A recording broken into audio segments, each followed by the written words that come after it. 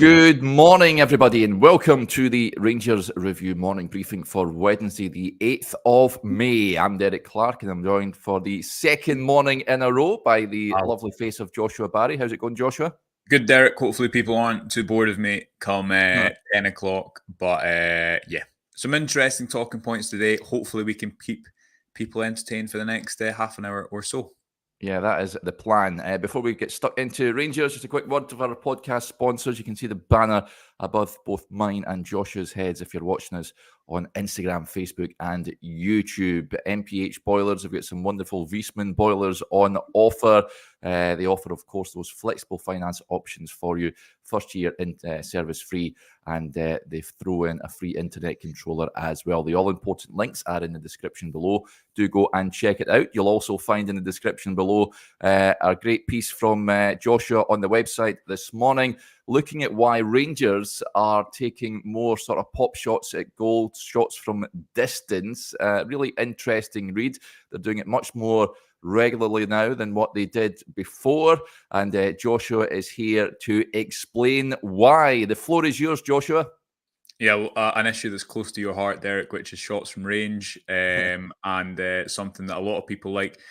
I was watching the game back on Sunday, but also something that's been quite prevalent, I think, for a few weeks, for a few months under Clement. I don't know, I'm sure it's something that you and others have noticed as well, is that Rangers are just, there seems to be more of an instruction to shoot on sight.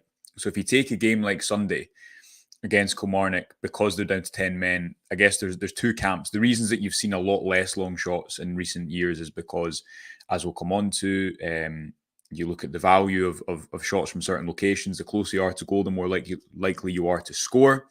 There's no greater feeling of relief than a defending team than when someone shoots from distance and it goes over the bar and it relieves pressure. It gives a defending team a chance to get up the pitch.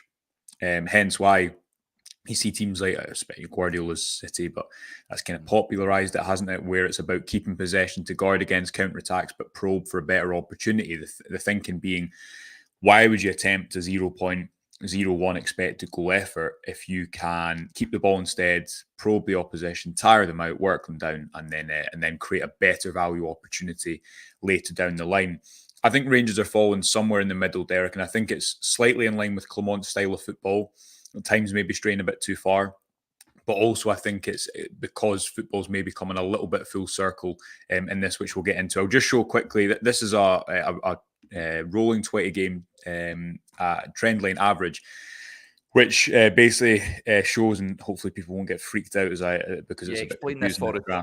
Yeah, so if you look at the green line, all you need to worry about is a green line. That the blue lines and the yellow lines show a change in season and a change in manager. So this is just showing the past two seasons. If you notice where that green line is going, Derek, it's going very high, and this is open play shots from outside of the box. If you look at how many open play shots from outside the box, shots from distance, Rangers are averaging now, and then compare that to the start of Giovanni Van Bronckhorst's season, almost double. They're taking a lot of shots from range. If we take that forward to the Kilmarnock game of the weekend, this is Rangers' shot map. I don't know if you can take away that MPH sign just for a second. I'll do that right now. But Rangers took 25 efforts from 18 yards or more, which is a lot. And obviously they scored 3 goals from it, and that's what we're going to come on to talk about. They were able to create high-value opportunities as well. But that is a lot of efforts from range. Clement was asked about it a few weeks ago, actually by Stevie at a press conference, and he said when, where, and how to shoot was one of his key instructions when he came in, because I think what you were seeing with Rangers is they had quite a slow style of play, and they were trying to play through the centre a lot. Whereas Clement is trying to get his team to attack quickly and when there is space and go forward quickly. Think of the Aberdeen win at home as 2 goals scored in transition after Rangers go from back to front pretty quickly. But then also when they're against a low block, I think he wants to kind of create these moments of chaos, which sometimes work and sometimes doesn't, and probably depends on the ball strikers you have on the pitch as well. You see that with Tom Lawrence, obviously, who scores a fantastic goal and then also kind of sets up the second one. And just finally, to illustrate this point, Derek, the two goals that really demonstrated this at the weekend. Firstly, John Lundstrom's shot that led to Ben Davies' goal. Now, this came from a corner, so it's slightly different. But if you just look at this frame and you look at 3 Kilmarnock defenders rushing out to block Lundstrom, you can see that Rangers have a 6v5, a 6v4 in the Kilmarnock penalty box. I think the thinking in this situation is, it would take so much work and so much kind of probing in possession, and probably players against a low block that Clermont doesn't really have because the likes of Cortez are injured, to create these high value opportunities. So this goes from Lundstrom's shot, which has a 3% chance of going in, to Ben Davies' shot, which has a 44% chance of going in. In no other situation, I think, really, apart from a shot from distance, and especially an unpredictable one like this one from a corner, do 3 Kilmarnock players come out and clear the box like this. And not dissimilarly, while they didn't rush out in the same way in the final few minutes against Tom Lawrence when he had this shot. Well, that's a John Lundstrom one again, sorry. But the if you look at the John Suter header, which I'll try and find before the end of the show, it's the exact same. Rangers probably aren't going to get 3 players at the far side of the box unless it's a moment of chaos. So an interesting discussion, interested to see what people think. We've had a deep dive look into it, trying to understand a few of the reasons behind it. In my opinion, it's something that shouldn't be totally prevalent, because if you have too much chaos, much like at times Clermont's team in possession when they're going quite direct, then sometimes you can lose control of the game. However, I think there's a bit of a short-term ploy to make sure that when Rangers face these low blocks, they are unpredictable. Because how many times in recent seasons, Derek, have you watched games at Ibrox and you've known what the Rangers are going to do, which has meant the opposition has known what Rangers are going to do, and that has led to kind of stale games. And I think comparatively at the weekends, while Rangers, it wasn't a brilliant performance, they were able to introduce chaos and unpredictability against the Kilmarnock low block because they were attempting so many of these long shots. Yep, lots of interesting points coming in off the back. Well explained, Joshua. Let's get to a few of them. Stephen with the point says, unfortunately, shots from distance is about the only thing Joe Hart is good at. Just on that graph that you showed us with the green line, CGM55, not happy, says, green line, really? I am done. And Gordon says, you need to change the line from green to blue. I don't think that's that's not up to us. That's StatsBomb, the analytical firm that we use for all these wonderful graphs and what have you. So it is their colour scheme, unfortunately. Mark with the point, totally spot on. If you don't shoot, you don't score. Facts. And we've seen that, I think, highlighted, as you say, Joshua, with John Suter's 4th goal, with Tom Lawrence firing that shot at goal, not to mention his wonderful strike it fired into the back of the net past Will Dennis at the weekend. Mackie with the Derek, point. that's probably sorry to interrupt, that's probably a good example of the other extreme, which is what Clermont was saying about shooting at the right time. Because if you think of that goal, if you think of the goal Rabbi Matondo scored off a rebound against Aberdeen, the one that Todd Campbell scored to win the game off of a Tom Lawrence shot against Aberdeen, Oscar Cortez's goal against Hearts. These are all examples of when Rangers do break quickly. They're shooting from range, but they're shooting from range when there's only maybe 1 or 2 players in the way. And if you look at Lawrence's goal in particular, Will Dennis is really far off his line. So therefore, the chances of that goal going in is a far better situation than if Tom Lawrence maybe waited for a few seconds, allowed Kilmarnock to settle themselves, allowed a few more defenders to get back in.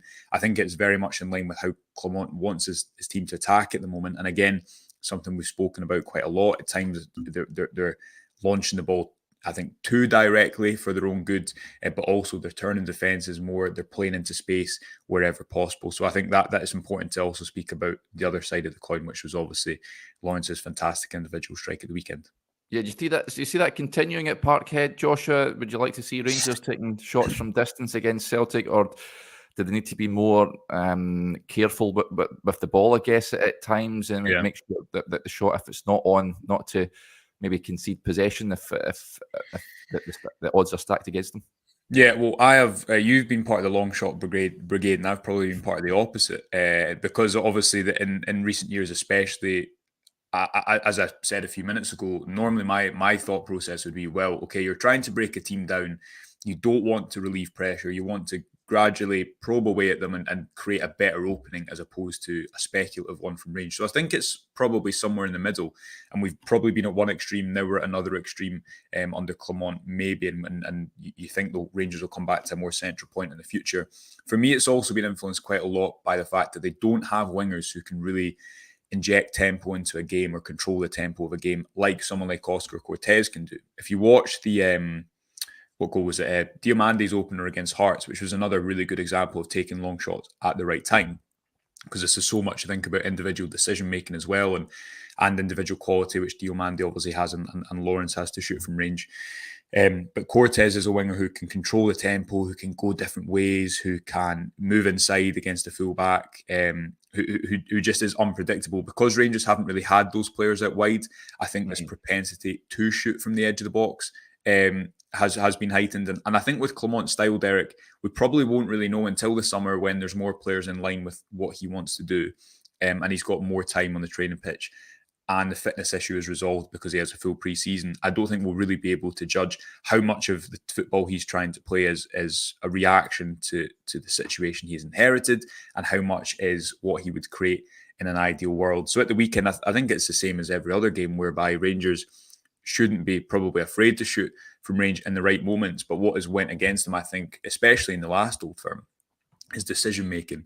And that is what comes into this conversation so often, because Lawrence is someone who has a fantastic shot, but he probably, if you allowed him, would shoot 20 times in a game, which maybe is going to relieve pressure and isn't going to allow you to not only guard against counter-attacks, but keep the opposition penned back in. So good decision makers, I think you need as well, and that's something that has betrayed Rangers quite a lot in this Old Firm fixture in the last, 2 to 3 seasons.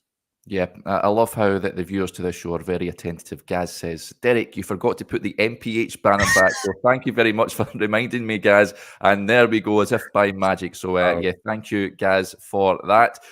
Some other interesting points I wanted to flag up here. Unknown gets in touch. He says, taking long shots draws out the opposition, potentially creating space to play through or around. And John Park with a point as well. I wanted to touch on why Rangers may be going more direct of late, Joshua. He says, our problems are multifaceted. It'll take a lot for Big Phil and co to fix in just one transfer window, I'm afraid. There was a point, of course, Rangers have lost their out-and-out wingers. Oscar Cortez is out. Ravi Matondo's been out for a period of time. Abdallah Sima is out. Who knows if we'll see him maybe at the weekend or beyond. But is that maybe the reason why Rangers are going more direct, sort of back to front at times, because there isn't really that natural width at this moment in time, Joshua? Yeah, I remember speaking to someone who'd worked in Clement's backroom team a couple of years before he came to Ibrox, and they said he's not overly, I think the term was not overly fussed about possession. And the way I would phrase it is that he's more focused with progression. He wants to progress the ball, wants to do it quickly, and wants to attack into space wherever possible.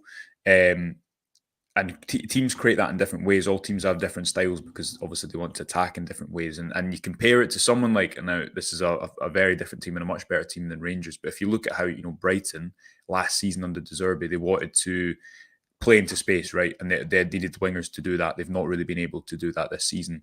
But the reason that they're playing these intricate passes around their box is to create space higher up the pitch. Rangers are doing it in a much less glamorous way, and I think they need to. I really think next season they'll need to shift the dial back, because at times they're way too direct, and that has worked to their detriment. I think in the Dundee game in particular, where Clement said that they tried to go in behind the defence too quickly. But for me, he's tried to fashion a style of play which isn't predictable, which goes into space wherever possible and goes forward quickly. Because at times that space is going to be limited because you're playing against low blocks, and also seeks to, instead of always playing in front of the opposition, to play behind them. And I think even you look at Fabio Silva's goal at the weekend, there's a big difference between playing across when a whole defence is set up to defend it, compared to when the ball's played backwards to, I think it was John Lundstrom in that situation, wasn't it? The defence moves up. It's all about creating these little angles of space all over the pitch. So for me, Clement's style of play has been quite influenced by the fact that he's come in mid-season. As you say, he's not got wingers. And as we spoke about a lot over recent weeks, that the lack of wingers has impacted the role of the fullbacks, in conjunction with no Ridvan Yilmaz. I think that's led to Rangers looking really open to counter-attacks in the middle of the pitch. I mean, I don't know how you see it, because you've been someone who's, I think, been a big fan of what Clement's tried to do and a more direct, entertaining style. But do you think as well that at times it's straying too far? Is it unrealistic? Well, it's obviously unrealistic to think it's going to have been solved mid-season without a proper transfer window to try and fix this squad, I guess. Yeah, it was entertaining for the first few months of his reign. It's not entertaining as much anymore. I know Rangers won convincingly at the weekend, but they were they were decent. They should have scored more goals against Kilmarnock, but in the main, recently, I think it's been a bit of a slog to watch Rangers. I think St Mirren was a casing point where it was all about 3 points and down the road. Yeah, perhaps that's due to the personnel that he has at his disposal at this moment in time. He's just trying to find solutions, as he normally says, and trying to solve the puzzle. So hopefully he can solve the puzzle on Saturday. But yeah, they have been going direct. I've seen a few comments, not recently, but the past few weeks or so, saying, what is Rangers' style of play? It's something that was directed at Michael Beale, wasn't it, when he was in charge? That we weren't really sure what he was trying to achieve. I think we know what Philippe Clement is trying to achieve. I just think the optics at times, it just looks a little bit industrial, the football that Rangers are trying to play. But I think that's a variety of factors. Confidence is one thing. I think the belief is sort of been lost a little bit with those two bad game performances and results against Dundee and Ross County. So I think it's a number of factors. I think once we get into the summer, when Philippe Clement shapes his squad in his image, then we should see, well, hopefully you'd like to think a more fluid Rangers team next season, Joshua. Yeah, well, I think it is all optics, you're right, because to go back to the time Rangers were at St Mirren before the 1-0 win, that was probably wasn't a good performance either, but they got the points. And away from home, Rangers have been like that because they've not wanted to lose the ball in difficult areas, but they've not got the players to really build play in deep areas, I would argue, which leads to them going direct. But if you're winning, if you're at the top of the table, people don't care. It's the same with Beale's team at the start of this season did not look cohesive in any sense of the words, but towards the end of last season they did. But when you stop winning and the style of play, people were not questioning the style of play then. I think Clement, the best football you've seen Clement's Rangers play has been the Hearts game at home, probably the Ross County game at home as well. I'm trying to think of another example off the top of my head, but they've normally been at Ibrox, and for me, the reason they've been at Ibrox when you've had wingers and you've had Tavernier and Ridvan available, because Clement always wants to have, I think, 4 players on the last line because he wants to stretch the opposition, keep them penned back, attack directly. If you don't have the wingers and fullbacks to do that, that impacts things quite a lot. Then you have to go direct in behind a lot more frequently. He also is, I still think, lacks a number 6 at the base of midfield to really play out under pressure in a way that you see Mohamed Diomande do that as well. But he obviously is quite often playing as the higher midfielder too. So the Ross County game for me was the example of when Rangers have territory and they have the right players in the right positions and a lot of forward running, they can create a lot of opportunities. You're right that he has played a lot of the season with a squad that, you remember, Clement's playing wingers, and this was a squad largely built without wingers. I know Rabi Matondo is, but he hadn't played much football. Abdallah Sima's a wide forward, but he's not a winger who specialises against a low block and beating 3 players, is he? Where does he make his impact? In the box, kind of as a second striker. Oscar Cortez came in, but he's been injured. Fabio Silva is not a winger at all and has suffered at points from when he's been wide left. I thought he was better at the weekend when he had more freedom to move inside. Ross McCausland obviously has come out from the academy, and Dujon Sterling was your backup right back and now has been your right winger and left winger, as much as he's a very good player. So it's probably hard to judge his style of play definitively when the squad has been built for such a different style and so specifically in one manager's image. But yeah, I'm in agreement with you. I think that the results very much impact that conversation of what is a style of play, because ultimately people want to see that style of play win. Yep. Right, let's move on to some other Rangers news you may have seen yesterday and even this morning. We'll touch on this. Interestingly, Giovanni van Bronckhorst was on the coverage of Borussia Dortmund and Paris Saint-Germain last night. Dortmund making it to the Champions League final at Wembley, a remarkable achievement for them. Just not so long ago that Rangers were wiping the floor of Dortmund, and now they're starting in the Champions League final. But Van Bronckhorst on RTL 7 was speaking about Dortmund wingback Ian Maatsen, and he says that he tried to sign him when he was in charge at Ibrox. This is what he had to say. He was still on my list for Rangers. I was very charmed by him to bring him to Rangers. That didn't work out in the end, but he is a player with a lot of drive, who always looks forward and is always becoming stronger defensively. He scores goals, and that is certainly very nice to watch. So there you go, a near miss, Joshua, what could have been. There are a number of players, of course, we've heard that Gio wanted when he was in charge of Rangers never quite happened. Xavi Simons is one that was heralded at the time, was spoke about quite a lot. But he would have been not a bad player to pitch up at Ibrox, would he not, under Gio? Yeah, and Gio would probably know a left back when he saw one as well, wouldn't he? It ties into that whole conversation about the Ridvan Yilmaz signing. He took a long time to get into the team under Giovanni Van Bronckhorst, and then was injured as well.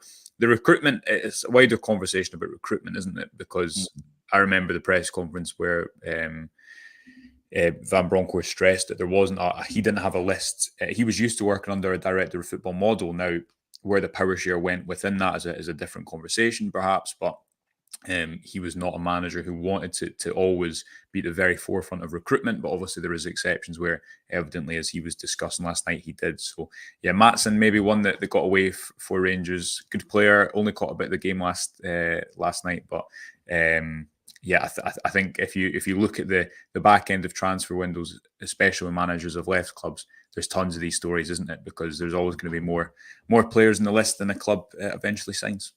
Yeah, amazingly, if Bayern do the business as well, we could see a rerun of the final. Was it 2013 at the same venue, Wembley? Yeah, which is, it was Robin's goal in the last minute, I think. Yeah. Gundogan scored a penalty, and I can't remember who scored the opening one. But yeah, I can't believe that. Would that be 11 years after, not quite 10 years after. 11 years after. But the same venue. The Champions League final was at Wembley in 2011 as well, wasn't it? With the Barcelona. Man United Barcelona game. There you go. So yeah, very much. I hope Dortmund do the business and say a good club. But Mats Hummels has seen, just deviating slightly, Mats Hummels getting the man of the match award. Joshua scored the decisive goal. It wasn't so long ago that Alfredo Morelos was tearing him a new one, shall we say, and now he's strutting his stuff, winning man of the match awards, 35 years of age. So he's certainly recovered from that. From those bruising 2 legs against Rangers a couple of seasons ago. Yeah, and was it Hummels who got the ball robbed off him? It was Mandzukic, not Muller. Hummels who got the ball robbed off. Remember Kent scored the goal that was wrongly given. Yes. Was it Hummels or was it Emre Can? It was one of them. Let us know in the comments, folks. But yeah, I remember that. Remember me that was disallowed, by the way. Oh, I know, because it would have been then 7-4 on that, 7-4 in aggregate instead of 6-4. But what a double header that was. I think that was the best. Leipzig as well, but because Dortmund was before that, and it was a first of that run. I remember getting to Ibrox really early, but then going up to the press gantry about probably an hour and a half before, and the atmosphere was just already incredible. So yeah, I didn't think Mats Hummels would be playing in a Champions League final 2 years after that Morelos incident, but yeah, fair play. Yeah, and look where Morelos is now. Their career paths have certainly went down different avenues, that's for sure. Let's move on. An interesting point from Ross here, and this was news that sort of came out a couple of days ago from the Colombian side of things. Ross Nielsen says, any updates on what we're looking to do in terms of Cortez next season, guys? Are we going to try and get him on another year loan? It's my understanding that Rangers and Lons are negotiating for another loan, so extending that loan, given the fact that he has been out injured for a period of time. I think that would probably suit Rangers, Joshua, in terms of they wouldn't need to splash out a chunk of cash for him to bring him in permanently. I think let's see what more he has to offer before making a decision on him. I think that is the sensible route to go down. Yeah, and Rangers, similar to what you say, have been we're very keen to bring him into the club, and then obviously an injury can always impact things, because how does a player recover from it? But also, what is the interest in him thereafter? Cortez, the club whose name escapes me, who he came into the Millonarios. They're owned by, they have the same owner, I believe, to Lons. So a bit of a strategic transfer in that instance, which Rangers have been able to take advantage of to get Cortez in the first place. Lons have largely played with wing backs last season, which is somewhat limited Cortez's minutes. He was and is one of the brightest young players in Colombia, still only 2021, and very much I think that mould and is impacted by what Niels Kloppen has been brought in to do, which is to fix recruitment. That mould of player, Diomande and Cortez, is what Rangers need to go for. They need to have a succession plan which sees them sell these players after 2 to 3 years. They need to be seen as a window to the Premier League because that's what players want. And that means that young players will come and play for your club with all the other unique experiences that playing for a club like Rangers can offer. And Cortez, I've said it a few times now, Derek, but I think Rangers will struggle to find a better winger. I know we're talking about a loan deal now because of the nature of his injury. Rangers will struggle to find a better winger within that price range at that age. I know we've not seen that much of him. What we've seen probably 4 or 5 90 minutes. But for me, within that time frame, he demonstrated why he's been so highly rated. And if Rangers can keep him around for another season, he's someone who can play off the right and the left. The plan was, I think, to have Sima come back into the fold, obviously, and play as part of that front four. And Cortez has the flexibility to play off the right-hand side. He plays off the right-hand side a lot, or has played off the right-hand side a lot for his national team, the under-23s out in Colombia. So he'd be a player that I think people would, when you've already seen them, there's maybe less excitement around the transfer. But I certainly think that Rangers would be getting a real quality player for another 12 months at least, someone who they know roughly what they're going to get with him. You wouldn't need to bed in that much. And it's an area of the squad that they'll need to do more business in because, as we've just discussed, it's not an area of the squad where they have much depth whatsoever. Yep, and we'll touch on this point as well from Maka, another player that's been linked with Rangers, I think earlier on this week. Any truth in the rumour about the winger from the Aussie League? This is the wonderfully named Rafael Borges Rodriguez. Now, the agent of his has come out and said that his agent is Fahid Ben Kalfala, says that he will be moving to Europe soon. He's 20 years of age, and he has been linked with a move to Rangers and other clubs. There's clubs in the Championship that are interested in him as well. Craig Moore's speaking about him recently, says it would be a good acquisition, but certainly one to keep an eye on. There will be a number of players linked to Rangers. There already have been in the last couple of weeks alone. We're not even in the transfer window yet. Other news you may have seen yesterday, the match officials have been announced for the Old Firm game. Willie Collum will be the man in the middle. Big intake of breath there. Don Robertson will be the fourth official, while Stephen McLean will be on VAR duty. Let's just hope the match, we can go get through the game, and we're not talking about officials for the next 2 to 3 weeks afterwards. It is a monumental game. Willie Collum is someone that does like to make incidents about himself at times. He's had controversy with Rangers in the past, not to mention the last time we went to Parkhead at the turn of the year. I thought John Beaton, all things considered, had a pretty reasonable game at Ibrox in the last Old Firm game. Joshua, I guess we're just hoping that Rangers win first and foremost, and we're not talking about contentious decisions afterwards. Yeah, well, listen, I think what Clement said after the last Old Firm was right, that when a referee makes a big mistake like there was on that occasion, there needs to be discussion about that. It can't just go away. But also there needs to be trust in officials as well. And I thought Clement's comments after the last Old Firm were spot on. For me, Derek, I'm the same as you. Talking about referees after a game is boring. I think the level of officiating, I think every country thinks the level of officiating needs to improve. We want refs to be perfect, but it definitely needs to improve. And that last Old Firm is a perfect example of that, because that was a huge decision that went against Rangers, and it's not obviously the only example of that. But what Clement said last time around, I think was probably pretty fitting of the situation overall. So I hope we're talking about football, because I find that so much more entertaining than talking about referees. And listen, I think it's just as much as that, as we've discussed before as well, the whole issue with referees and VAR is that the communication just needs to improve in stadiums. I've seen a lot of that discussion down south over the last week or so as well. When you're in a ground at the moment, you have absolutely no idea. I think it was the Arsenal-Bournemouth game, wasn't it, when they had those two decisions? You have no idea what is happening, why it's happening, what the VAR call is for at points, what they're actually checking. So that all needs to improve, absolutely. But hopefully we're talking about the football after Saturday's game.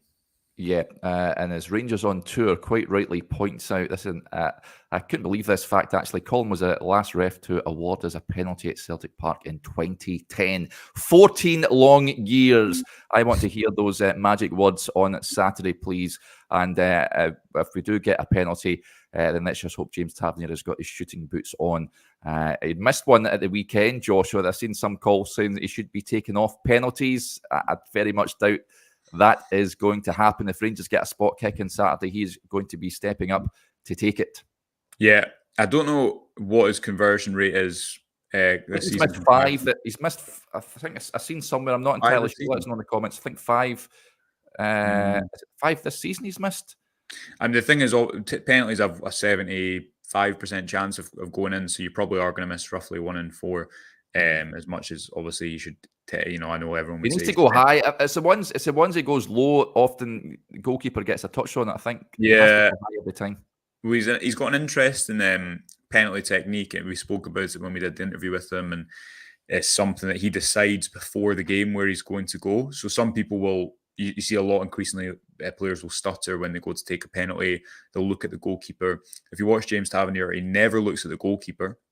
And he says he's always decided previously where he's going to go and where he's going to try and hit a spot kick. He obviously said after it was a Hibs one he missed, and he blamed his wife, didn't he? Because his wife told him to go down the middle that day to break the record for the UK's highest scoring defender. So listen, they're the only time that James Tavernier has come off penalties in recent memory. Rangers, I don't need to tell anyone, missed a pretty crucial penalty against Celtic when Alfredo Morelos took one. So I think he very much will be on penalties at the weekend if that is to materialise. Yeah, and John Park with a point. To be fair, it was a brilliant save from Tav's penalty at the weekend. I did think it was a top save from Will Dennis, so you need to credit the goalkeeper with regards to that. Right, that'll do us there. Just a heads up what's on the website. Joshua's brilliant piece on Rangers taking more shots from distance. You can also find a brilliant Stephen Davis interview on there as well. He speaks about the upcoming Old Firm game, Rangers title chances, working with Philip Clement, and heading out to see his old buddy Scott Arfield in the United States as well. So plenty to keep you amused on the website, and also keep your eyes peeled on the YouTube channel as well. Tomorrow I'm on with Adam. Hopefully Ali will join us as well for a bumper Q&A show for those of you that are Rangers Review Extra members. And then on Friday, of course, it's press conference day when we hear from the Rangers boss ahead of the Powder Keg fixture this coming Saturday. Right, until then, enjoy the rest of your Wednesday. Bye for now.